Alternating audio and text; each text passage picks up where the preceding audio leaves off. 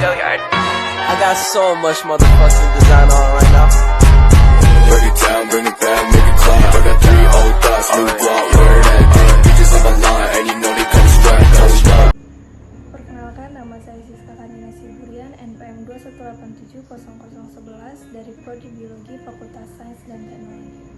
Di sini saya membuat video mengenai tugas akhir praktikum biokimia, yang dimana dari percobaan 1 sampai 9 saya mengambil judul analisis zat pengawet. Analisis zat pengawet ini bertujuan untuk menganalisis zat pengawet sintesis dari beberapa bahan makanan. Baiklah, sebelum masuk dalam pembahasan, apa sih itu zat pengawet? Zat pengawet adalah bahan tambahan makanan yang biasanya tidak digunakan sebagai bahan makanan pokok, tidak mempunyai nilai gizi dan dengan sengaja ditambahkan ke dalam makanan. Pada proses pembuatannya, pengolahannya, penyiapan, perlakuan, pengepakan, dan pengemasannya. Sehingga pada makanan tersebut diharapkan untuk mempengaruhi sifat khas makanan tersebut. Pada umumnya, bahan tambahan pangan yang digunakan hanya dapat dibenarkan apabila yang pertama yaitu dimaksudkan untuk mencapai masing-masing tujuan penggunaannya dalam pengolahan bahan pangan. Yang kedua, tidak digunakan untuk menyembunyikan penggunaannya, yang salah satunya tidak memenuhi syarat. Yang ketiga, tidak digunakan untuk menyembunyikan cara kerjanya yang bertentangan dengan cara produksinya yang baik untuk bahan pangan. Yang keempat, tidak digunakan untuk menyembunyikan kerusakan bahan pangan dan untuk memperbaiki atau meningkatkan fungsional dari bahan pangan yang digunakan bahan kimia, yang dimana yang disebut bahan tambahan makanan. Pengelompokan bahan makanan dibagi menjadi 2, yaitu bahan makanan yang dapat diizinkan dan bahan makanan yang tidak diizinkan. Bahan makanan yang diizinkan yaitu yang pertama ada pengawet. Pengawet ini berfungsi untuk mencegah atau menghambatnya tumbuh bakteri, sehingga tidak terjadi pembusukan yang disebabkan oleh pengasaman dari bakteri atau mikroba dan mikroorganisme lainnya. Yang kedua yaitu ada pewarna. Pewarna ini memperbaiki atau memberi warna pada bahan makanan dan minuman. Yang ketiga ada pemanis, yaitu bahan tambahan makanan yang memberikan rasa manis. Yang keempat, penyedap rasa, di mana di sini berfungsi untuk memberikan atau menambahkan, mempertegas rasa aroma pada makanan tersebut. Yang kelima yaitu ada antioksidan, yang dimana berfungsi untuk mencegah atau menghambatnya proses oksidasi lemak yang mencegah terjadinya kepenyikan. Yang keenam yaitu ada anti tempal, yang dimana mencegah menggumpalnya makanan yang berupa serbuk atau bubuk.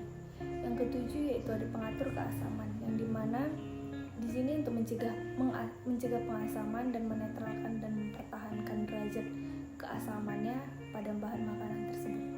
Yaitu yang kedelapan ada pemutih tepung, yang dimana untuk mempercepat proses pemutihan tepung. Yang kesembilan ada pengemulsi, yang dimana di sini berfungsi untuk membantu terbentuknya dan memantapkan sistem dispersi yang homogen pada makanan. Yang ke-10 yaitu ada pengeras, yang dimana berfungsi untuk mengeraskan dan mencegah melunaknya pada bahan makanan. Zat pengawet atau bahan pengawet digunakan yaitu bertujuan untuk membuat bahan makanan tampak lebih berkualitas, tahan lama, menarik, serta rasa dan teksturnya lebih sempurna. Penggunaan bahan pengawet ini dapat dijadikan bahan makanan bebas dari kehidupan mikroba, baik yang bersifat patogen maupun bersifat non-patogen, yang dapat menyebabkan kerusakan pada bahan makanan.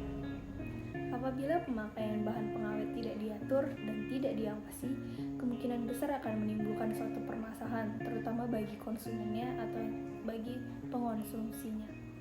Bahan pengawet yang diizinkan hanya bahan yang bersifat menghambat, bukan mematikan organisme-organisme pencemarnya. Oleh karena itu, penting diperhatikan bahwa penanganan dan pengolahan bahan pangan dilakukan secara higienis. Zat pengawet ialah bahan kimia yang berfungsi untuk membantu mempertahankan makanan dari serangan mikroba pembusukan, baik bakteri, ragi, maupun jamur, dengan cara menghambat, mencegah, menghentikan proses pembusukan, fermentasi, pengasaman, kerusakan komponen lain dari bahan makanan. Aktivitas-aktivitas zat pengawet tidak sama, misalnya ada yang efektif terhadap bakteri, ragi, atau kapang. Zat pengawet terdiri dari senyawa organik dan senyawa anorganik. Zat pengawet organik lebih banyak dipakai daripada zat pengawet anorganik, karena bahan ini mudah didapat. Bahan organik ini digunakan dalam bentuk asam maupun dalam bentuk garam. Bahan pengawet yang sering digunakan ialah asam asetat, asam benzoat, asam propionat, asam sorbat, dan senyawa epoksida. Sedangkan zat pengawet anorganik yang sering digunakan adalah sulfit, nitrit, dan nitrat. Baiklah, alat dan bahan yang digunakan yaitu yang pertama beker gelas, pipet tetes, timbangan analitik, dan bahan yaitu kunyit, fenolphthalein atau PP, sampel yang akan diuji. Kemudian ada prosedur kerja yaitu ambil sampel yang akan dianalisa. Yang kedua, teteskan indikator PP sebanyak 5 tetes kepada masing-masing sampel. Kemudian perhatikan perubahan warna yang terjadi. Pada kedua sampel terjadi perubahan warna yang dimana pada roti yaitu berubah warna, bagian atas terdapat kuning terang dan di bagian bawahnya terdapat kuning pucat. Begitu juga dengan warna pada sampel mie yaitu perubahan warna yang terjadi yaitu kuning pucat. Baiklah, di sini saya ingin menjelaskan mengapa kunyit atau ekstrak kunyit dapat dijadikan sebagai pendeteksi zat pengawet. Yang dimana kunyit itu mengandung senyawa kurkumin. Kurkumin ini dapat mendeteksi adanya kandungan zat pengawet pada makanan karena senyawa kurkumin ini mampu menguraikan ikatan-ikatan yang menjadi asam borat dan mengikatnya menjadi kompleks warna rosa atau yang bisa disebut dengan senyawa boron cyano, kurkumin kompleks. Adapun zat pengawet atau borax bersifat basa lemah dengan pH 9-15 atau 9-20. Sedangkan sifat kimia kurkumin berwarna kuning atau kuning jingga pada suasana asam dan berwarna merah pada suasana basah. Bentuk kristal berwarna kuning orange, tidak larut dalam eter dan larut dalam minyak. Maka ketika makanan yang mengandung boraks atau zat pengawet diteteskan pada kertas kunyit atau indikator kunyit akan mengalami perubahan warna. Sehingga jika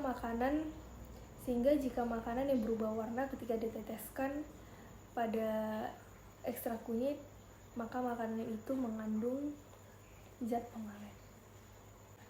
Sekian presentasi dari saya mengenai zat pengawet atau analisis zat pengawet.